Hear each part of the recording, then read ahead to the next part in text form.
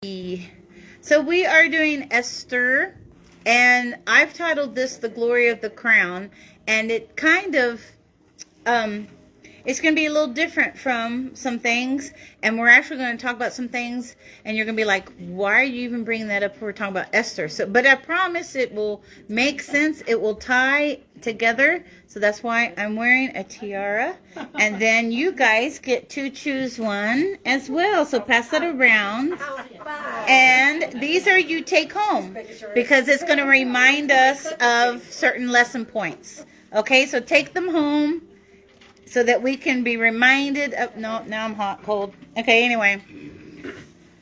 I know it's hot and cold. So those of you who, oh, hold on. Sorry, online folk. All right, there we go. All right, better. All right, so pick one. These will be reminders, visual reminders for us when we go home. And this is a two-part series. This is the first part, and then next week will be the second part. And as soon as I say that, we'll end up getting some kind of visiting preacher at the last minute, and we can't have class. But anyway, that's okay. That is okay. Now, most of us are familiar with Esther. If you're not, don't worry about it. There's no test. But if you would, think of some things about Esther that her characteristics. What are some that you like about her? You can just call them out. So, characteristics of Esther. Humility. Humility. It's a good one. She surrendered. Surrendered. Now, it's okay there's no wrong answers, although they get extra points because they gave good ones right there. I'm sorry. I think I feel like she's low maintenance. Low maintenance. Okay. She wasn't real demanding of things. She just was quiet and took care of things. So we've been saying that she was surrendered, she was humbled, and low maintenance. All of those really do work together, you know, and I think I would agree with every one of those. But has anyone else seen anything in her that's a little bit different? See, this is broken, so it's sideways. This is, look at that. Anyway, it's going to bug the OCD people. I'm going to wear it like this just to bug them. There we go. Anyway, no, that actually hurts. Okay, but so does anybody else have anything they want to say about? She's very resilient. Resilient. Yeah. Brave. Brave. Mm-hmm. Yeah. So again, we're not studying the whole book, but we're studying some essential parts that we're going to talk about her character. Now, a little bit of, yeah, you can just put right there, sweetie. Thank you. So, let's talk about Esther in a nutshell. Now, to talk about the character, the person, the woman of Esther, we do need to give some history. This is where the empire was. This is how big. It was massive at the time. The Persian Empire was one of our great superpowers of the ancient world that we don't know as much about as the Roman Empire, because the Romans were bullies in accordance to world. They dominated and controlled world history because of the, say it, Catholic Church. Okay, so no offense to people who are Catholic, but that is true. So we don't know as much about Persia as we do about Roman Empire, the Greek Empire, okay? But they were a mighty force. And in fact, when Jesus is being born, they said all of Jerusalem trembled. There was a reason for that.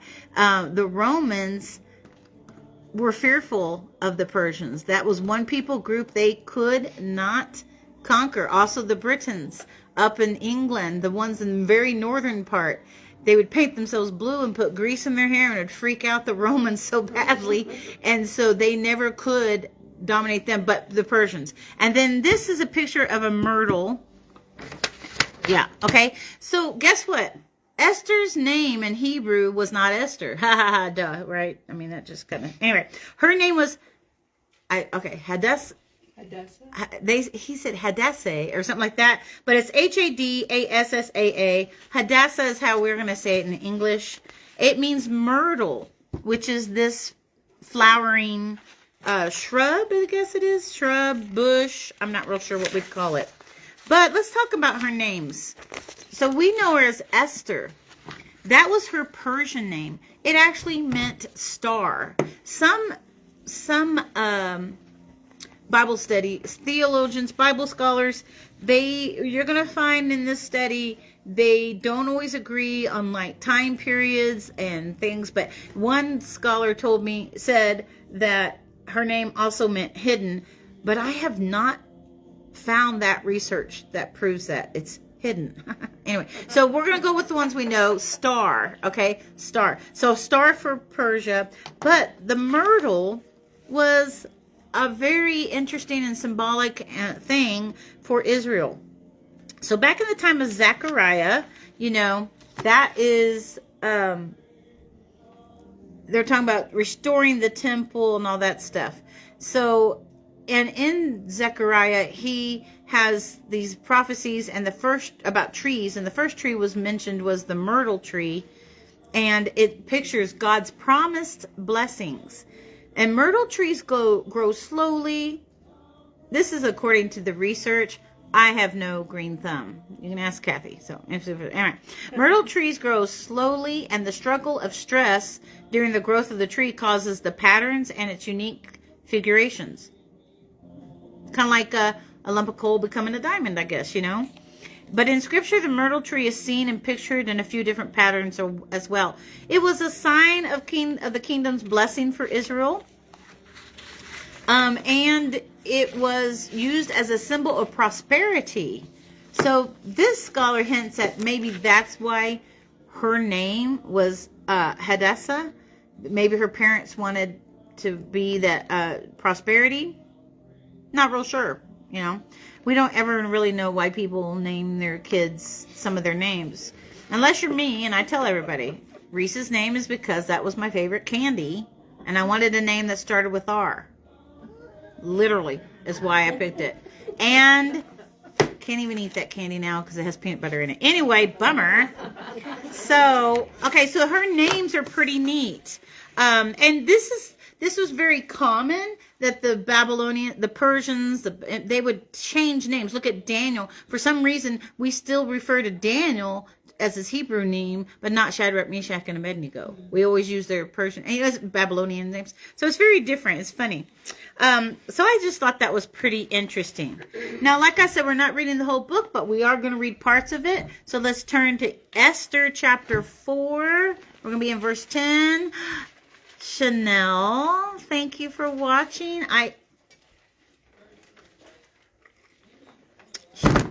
Drink water. And we're praying for you to feel better. Yeah.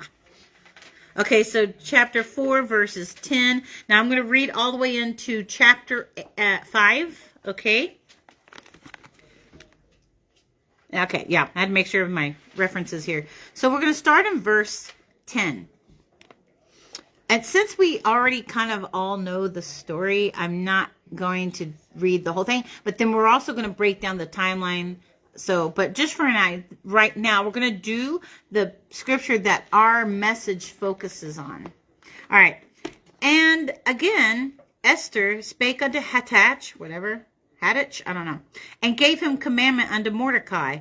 All the king's servants and the people of the king's provinces do know that whatsoever, whether man or woman, shall come unto the king into the inner court, who is not called, there is one law of his to put him to death, except such to whom the king shall hold out the golden scepter, that he may live. But I have not been called to come in unto the king these 30 days.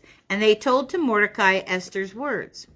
Then Mordecai commanded to answer, Yes, Esther, think not with thyself that thou shalt escape in the king's house more than all the Jews. Like, don't be thinking, because you're all up in there in the palace, that you're not going to have this happen to you. For if thou altogether holdest thy peace at this time, then there shall enlargement and deliverance arise to the Jews from another place. But thou and thy father's house shall be destroyed. And who knoweth whether thou art come to the kingdom for such a time as this? That's like the most common theme you'll hear when people are talking about studying Esther. And next week, I'm going to tell you why I didn't cover that. Anyway. All right. Then Esther bade them return Mordecai this answer. These poor servants are like, could y'all just talk it out yourselves? Back and forth, back and forth. But at this time, she's already been established queen, and so she's not going to just be roaming the area. And Mordecai is not able to just like, hey, come check her out and stuff like that and talk to her. But still, those servants are like, anyway. And who knows, maybe they changed what they said and we never, no, I'm joking. That'd be funny. Go gather. So this is Esther's message back to Mordecai. Go gather together all the Jews that are present in Shushan and fast ye for me, and neither eat nor drink 3 days, night or day. I also and my maidens will fast likewise. Again, her maidens are like, say what now? We didn't sign up for that. And so will I go in unto the king, which is not according to the law. And if I perish, I perish. That's pretty strong. So Mordecai went his way and did according to all that Esther had commanded him. Here, let's pass these around to Jessica so she can get her tiara. Sorry, my dinner caught on fire. Dear. Now in chapter 5, we're continuing. Now it came to pass on the 3rd day that Esther put on her royal apparel and stood in the inner court of the king's house over against the king's house. So she actually did wait the 3 days. And the king sat upon his royal throne in the royal house over against the gate of the house.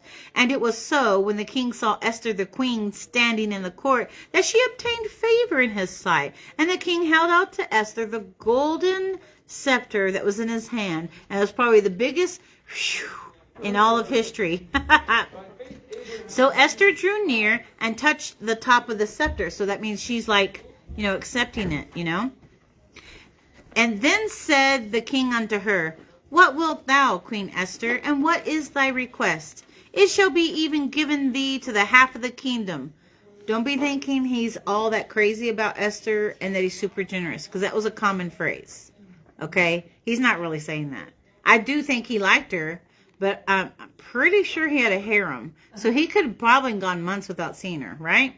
But don't be thinking he's like, oh, he wants to. I've heard someone say this is an amazing love story. I don't see it as a love story myself, okay? Never mind. I thought about, should I cover something? No. Okay. Anywho, this is a common phrase to say there. And Esther answered. We're in verse 4 of chapter 5, by the way.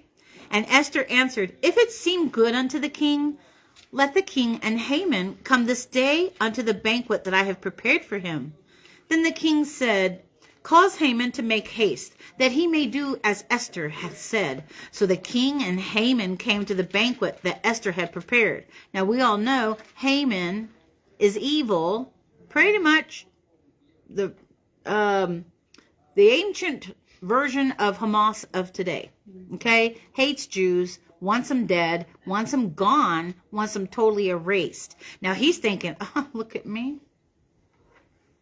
I'm being asked to be at this banquet. He thinks he's hot stuff. He's not. But we'll find that out. So, verse 6 of chapter 5. And the king said unto Esther at the banquet of wine, What is thy petition? And it shall be granted thee. And what is thy request? Even to the half of the kingdom it shall be performed. See how that's a common saying. Then answered Esther and said, My petition and my request is, if I have found favor in the sight of the king. And if it please the king to grant my petition and to perform my request, let the king and Haman come to the banquet that I shall prepare for them. And I will do tomorrow as the king hath said.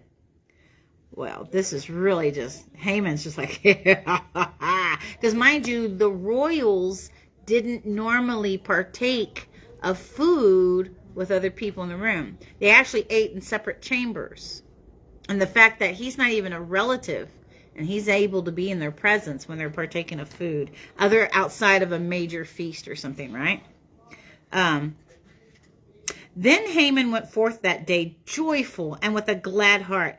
But when Haman saw Mordecai in the king's gate, that he stood not up, nor moved for him, he was full of indignation against Mordecai. Nevertheless, Mordecai refrained himself. Haman refrained himself. And when he came home, he sent and called for his friends, and Zeresh, his wife, who's a real charmer. We're going to see here in just a minute.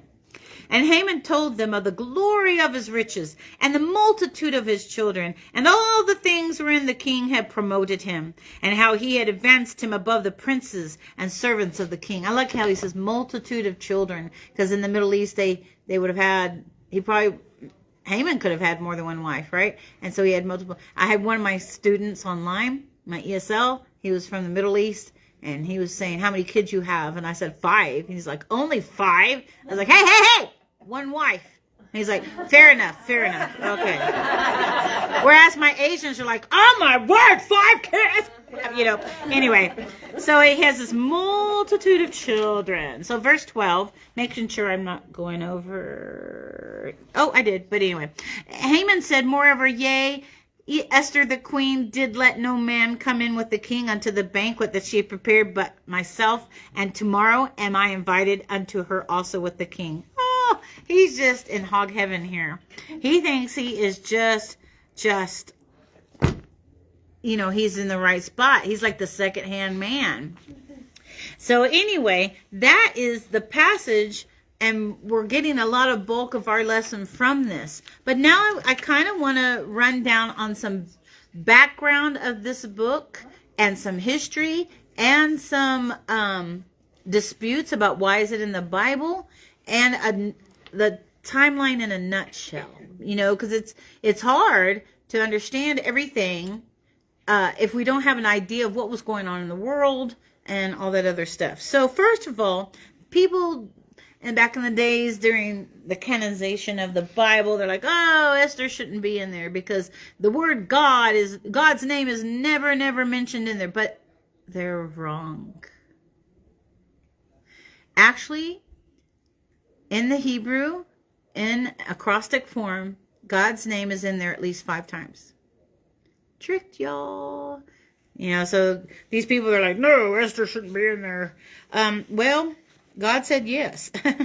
There are 5 places in the original Hebrew where the divine name is hidden by means of an acrostic. Now, we're not going to turn to these references, but I'm just going to tell you them. Like Esther 1:20. Now, remember, this would have been written in Hebrew, so it would have been the Hebrew characters, and the Hebrew is right to left, not left to right, like we are. And when you go through and pull out the first letter, it will spell out Yahweh. That's his third person. It's like being referred to in third person. And Esther 5:4, it's that way too. Esther 5:13 and Esther 7:7. Then he uses his first person name, which is I am, and that is in Esther 7:5, which comes from I think we first mentioned that. I think the first time we see that, okay, I don't know if it's the first time, so don't hold that as gospel. But we see that name used in Exodus 3:14, and God said unto Moses, I am that I am. Which sounds very Popeye, And he said, thus shalt thou say unto the children of Israel, I am, hath sent me unto you. So now we're seeing that name hidden in the Hebrew in an acrostic form. So Esther does contain the name of God. So when people tell you, well, it doesn't say his name in there, you can tell them, yes, it does. Okay? Isn't God cool? Guess what? How would have men engineered such a thing? We don't even know who the human penman was of Esther. Okay? But yet, God, because it was preserved by God and the Holy Spirit, It's in there. It's so amazing to me. I love it. Now, I could go on and on about codes. I think they're fun to study, but I do want to caution people, when you study codes and hidden in the Bible and stuff like that, they're really good. They're really informative. There's some people that teach it, though, that are a little out there, so just maybe, use some discretion, right? So, in the book of Esther, here's a timeline in a nutshell, and I've included things that were going on in the world at that time too. Okay, now hold on. Okay, dates are always debated amongst scholars. I've gone with dates of a scholar I really trust, and it would be Dr. Reese, who put together the chronological Bible after years and years of study. I feel pretty sound studying using that resource. I have the actual Bible at my house. I love it. And I do know our pastor does highly approve of it. But we all know that these are men's putting together. So there might be some fluctuation in the dates. But here we go. The king's name is Ahasuerus. Okay? No, it's Ahasuerus or something like that.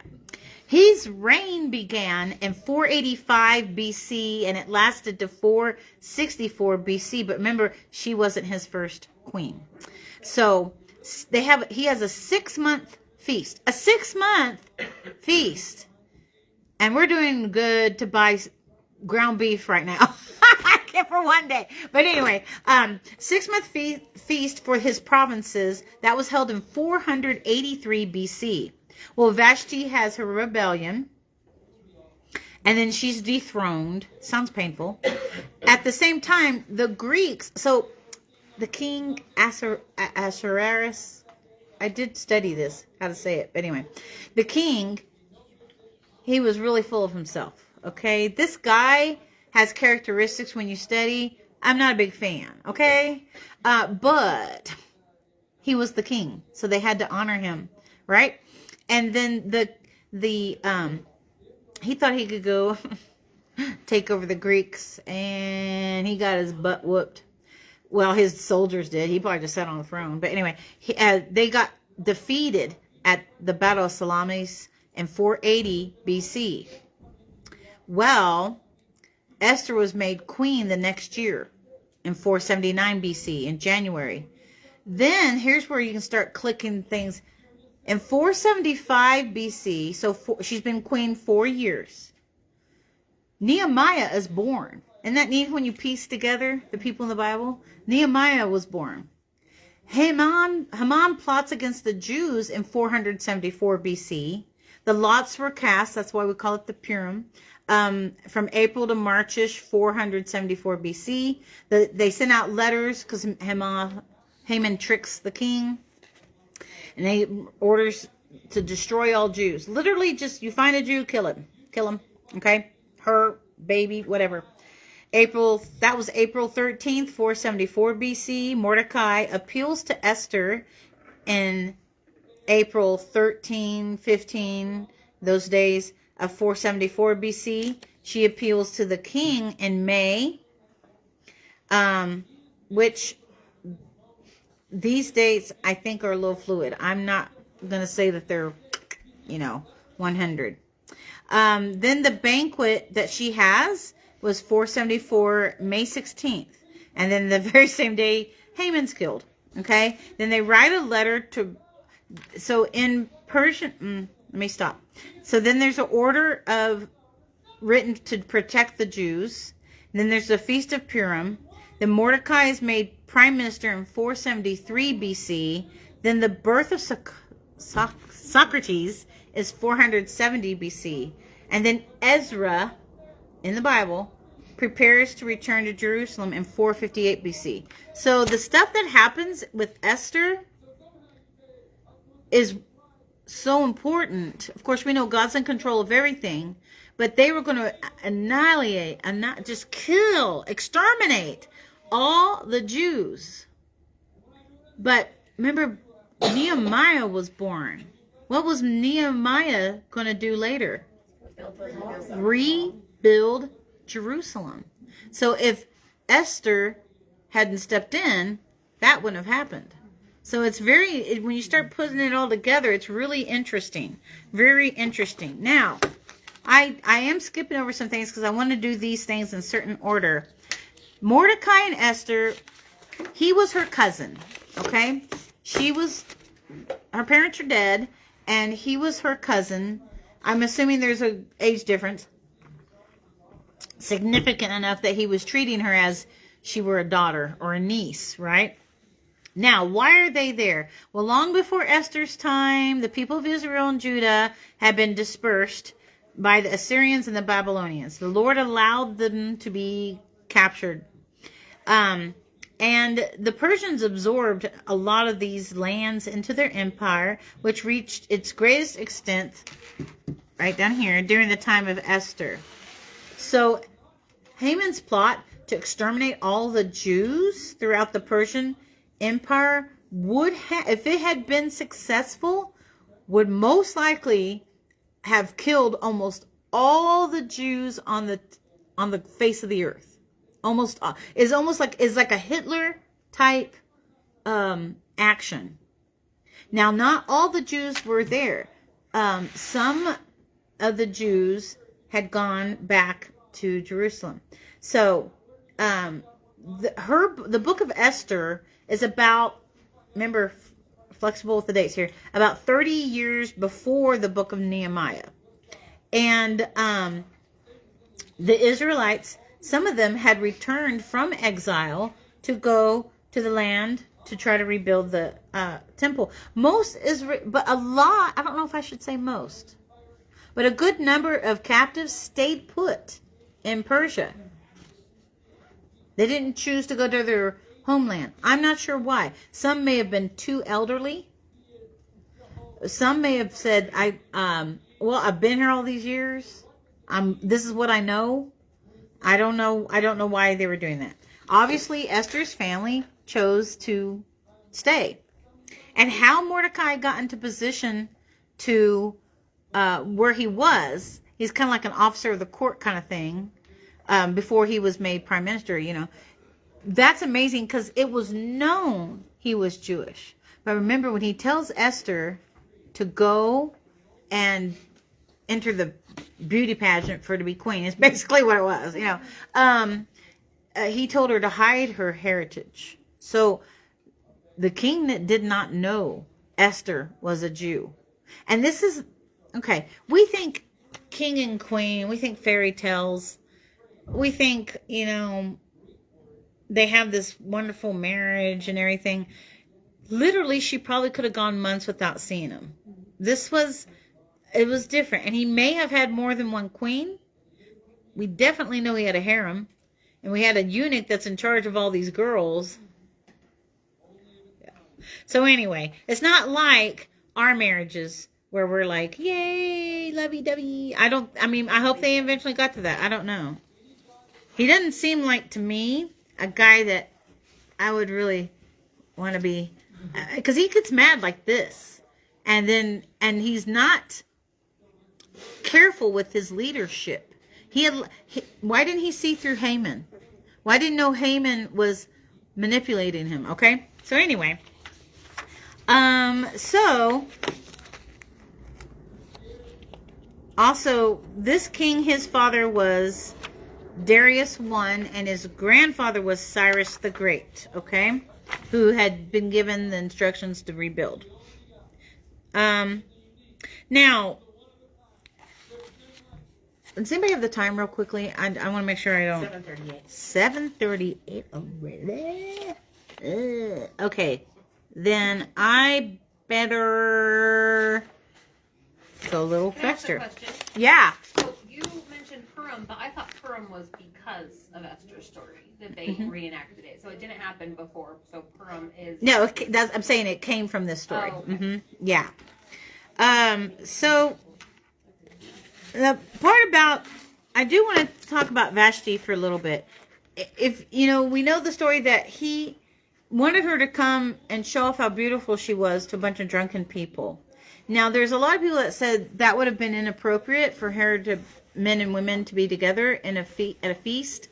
And I don't know if that's totally accurate of that culture. Because I just don't know. Not because I think that person's wrong.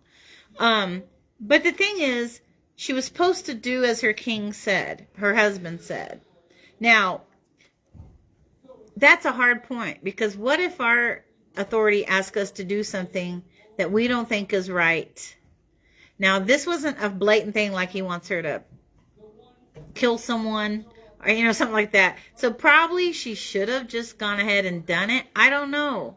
But this was where she and Esther differed, because Esther is going to observe her husband's authority, whereas Vashti was like, no. Anyway, so he went a little while without a queen. He came home from these battles where he kept getting his butt kicked, and I think he wanted comfort, and he realized, oh man, I don't even have a wife. So, but here's something that I want to tell you about this genealogy that I learned about, that I'm floored. I never knew about this. So you know how God inhabits eternity, and he allows us to choose how things are. But look how it turned out. So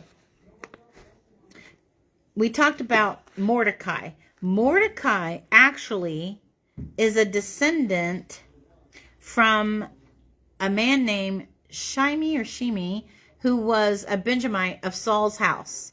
And back in King David's time, when King David was fleeing from Absalom, Shimei ran along the ridge over the road, and he's throwing stones at David and cursing him. And then later, he wisely repents of that to David when David has he has all these victories, and he's returning.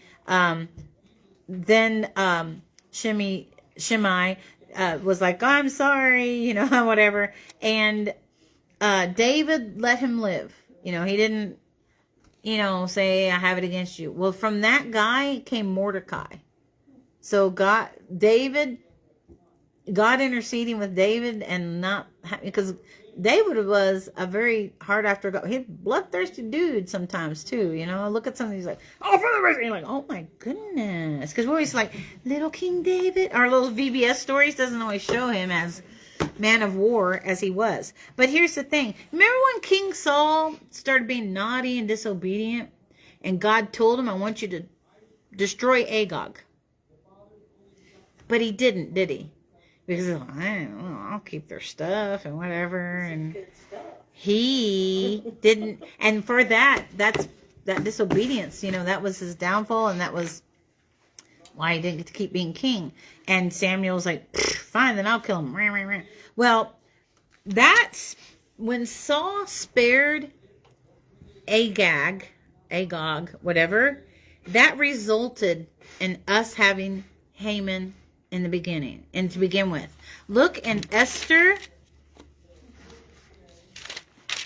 3:1. And it says, after these things did King Ahasuerus promote Haman, the son of Hammedatha, the Agagite, and advanced him, and set his seat above all the princes that were with him. He was a descendant from the very people that Saul was supposed to destroy, and he didn't. So we got to obey God, even when we think what he's asking us to do doesn't make sense, which is very weird for us to say, But anyway, I thought that was pretty interesting. So Saul's disobedience created this problem years and years later. Who knew? And then I'm like, ooh.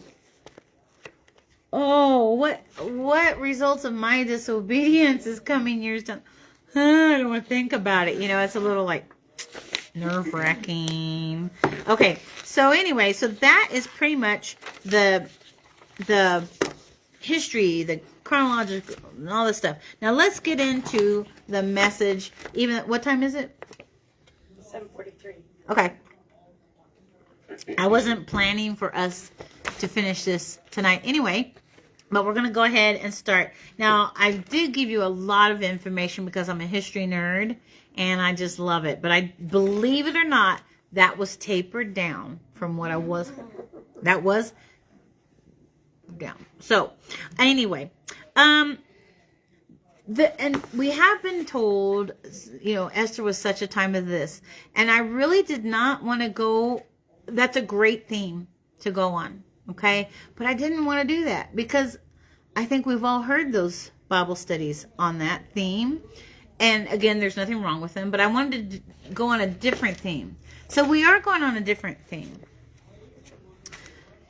The focus of the lesson that we're going to go on is that we're going to examine Queen Esther and how she appealed to her husband, the king, in order to foil this very, very wicked plot of Haman.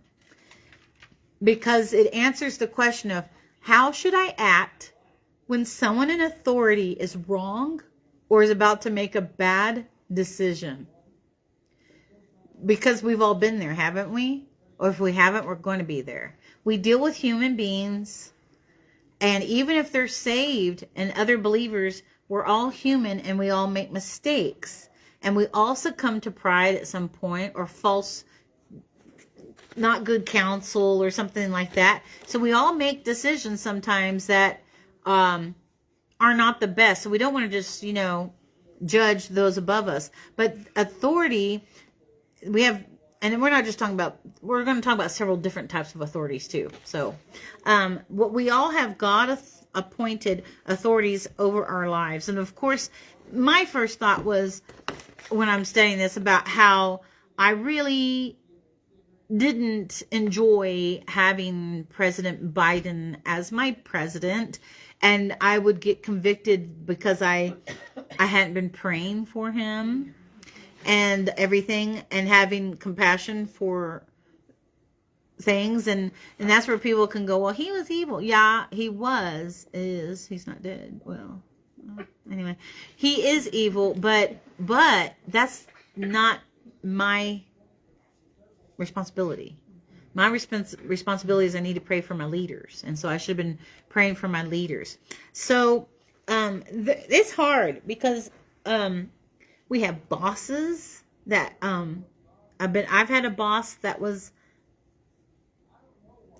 I doubt she'd be watching this, but you know who you are. Anyway, no, I've forgiven her. Anyway, she was focused on career at the sacrifice of some of her teachers. Anyway, so we're all citizens. We're all well, it's kind of a sensitive topic right now. I was like, if you're not a citizen, please go get to be one. As ice breaks down into my Bible study. Anyway, we all have been children with parents. We've all had teachers. We've just all had different authorities. And we've, wives, our husbands are our authorities. But what if we're not married? Guess what? You don't get out of this. Because you still have you still have authorities in your life that are over you. And that God has commanded us to obey. So we're going to talk about, let's just talk about 6 categories of authorities. And you'll find yourself, maybe you can fit in one of these categories, or 2 or 3, but we're going to be flipping around in the Bible, so get ready. First of all is Ephesians chapter 5, so you know where this is going. Ephesians chapter 5, verse 22 through 24. Wives, submit yourselves unto your own husbands as unto the Lord.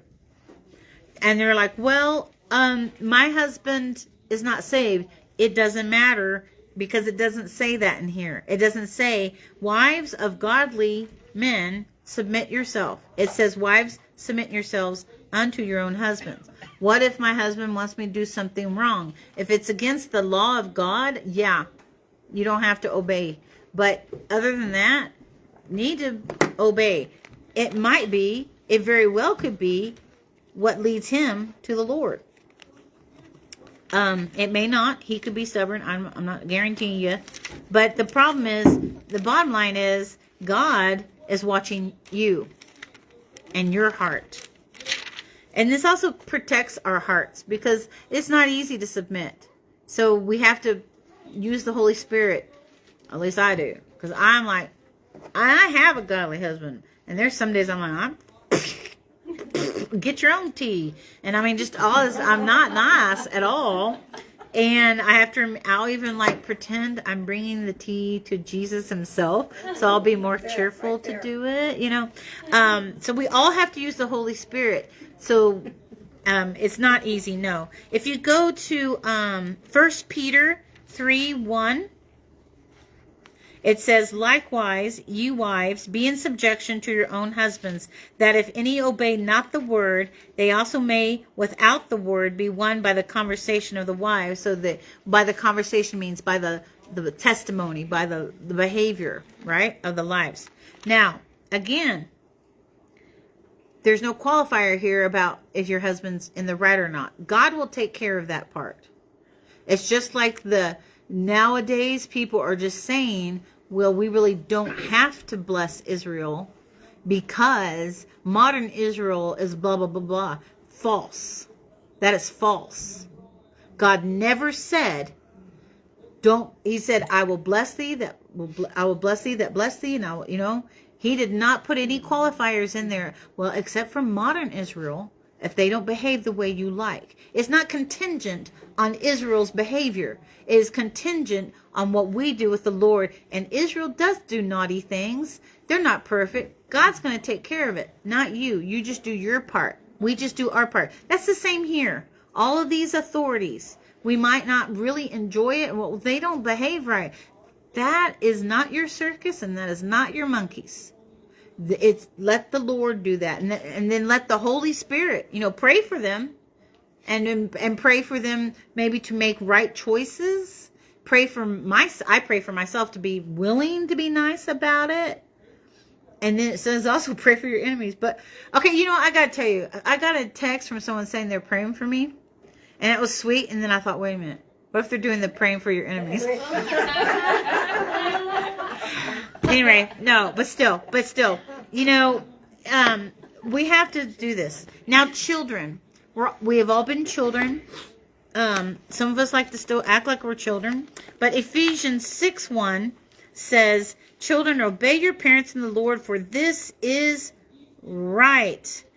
Honor thy father and mother, which is the first commandment with promise, that it may be well with thee, and thou mayest live long on the earth. And Debbie, I always think of the story you shared about Todd, saying that, was it your mom must have, my grandma. Your grandma must have been really obedient because she lived a long, long life. So I love it when kids, he's not a kid now, but when he was little, he took the scripture and he was applying it to real world situations. I love it.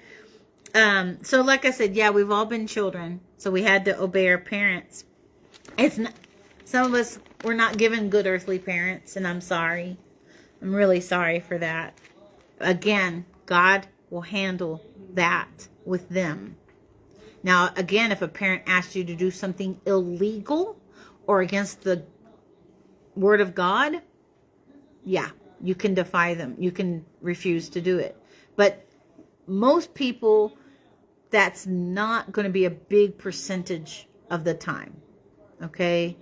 But yeah, I hate that we don't have great parents for every child out there. Some of the stuff I see, I'm like, one of the things that annoys me the most is when the children have to be the adults. Let me just stop right here.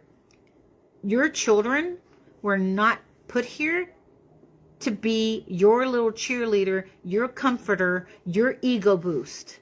Okay? They're not your emotional support. You're theirs. Quit making it around. I'm so tired of seeing that on this.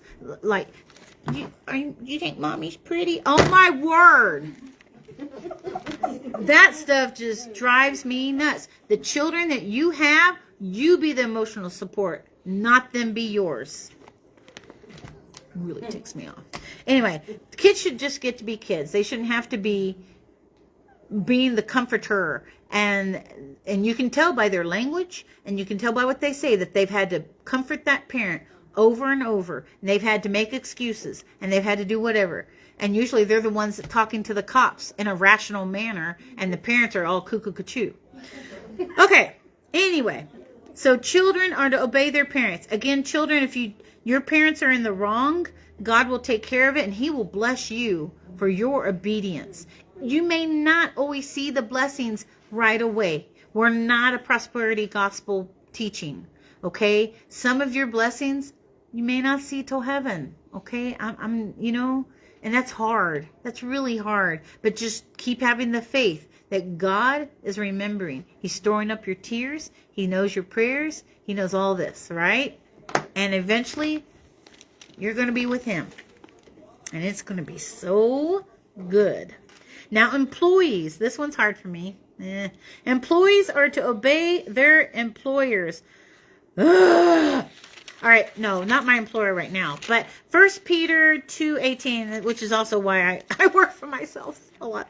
Anyway, 1 Peter 2:18, it's also why I homeschooled. Servants, be subject to your masters with all fear, not only to the good and gentle, but also to the froward. So I've had, in the past recent years, I've had a lot of people ask me if I would read, because my kids are now, grown. I've had several people ask me if I would return to the classroom. And I say, I don't think I can. I don't think I can. I've been my own principal for like 20 years. I'm not going to I ain't going to obey anybody. Now, so I would need to do submission to rulers. But I just don't think it'd be a good fit. Also, I don't want to teach all day long. I like doing it in little spurts. But there is the big thing about, I've been my own principal, man. It's hard. I've picked my own curriculum. And I'm a curriculum snob, big time. So, yeah, I've had several people say, hey, there's this new school opening up. And I appreciate it. But, y'all, I think they would not want me. Besides, Jeff needs me at home. Anyway, so, which is number one, I was obeying my husband. Oh, good job. Submission. See how I circled back on that? Anyway, what time is it? Are we okay on time? He's still talking. He is, isn't he? 7:56. Ooh, okay. Citizens, you know what? We're going to stop right here because the next two are pretty hefty and I would rather have time about it. But next week, again, Lord willing, I can't even say creek don't rise anymore. Not after Texas Hill floods. I can't.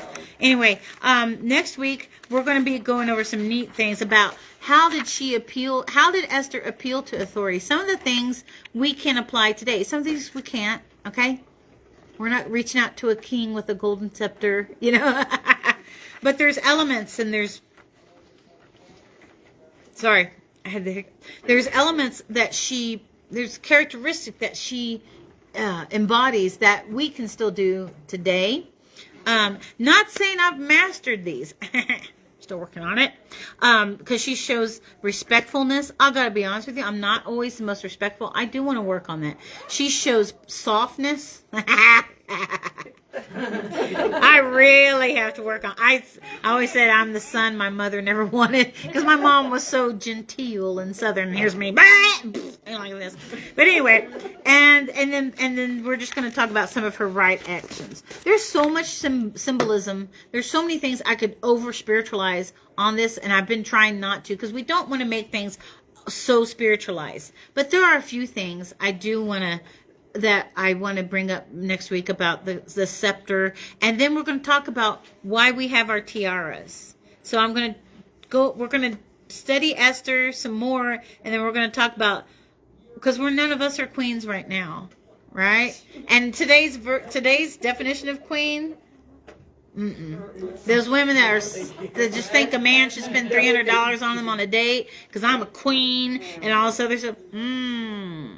That's another soapbox I could get on. But these crowns are going to remind us of something later that we all want to be reminded of. So I'm excited. I've been learning. I'm still trying to apply the learning. But I hope everybody will join us next week. And So online folk, we're going to pray and we're going to let you go, but we do thank you for joining us. And those of you that, if you are a member of this class, or actually you don't have to be a member of this class, if you have a prayer request, you can send it to me in a direct message, or y'all can text it to me. My number is 801-807-8819. Doesn't matter if I said it on the internet because I'm an international teacher. It's already all over the place. So I'll see y'all later. Bye.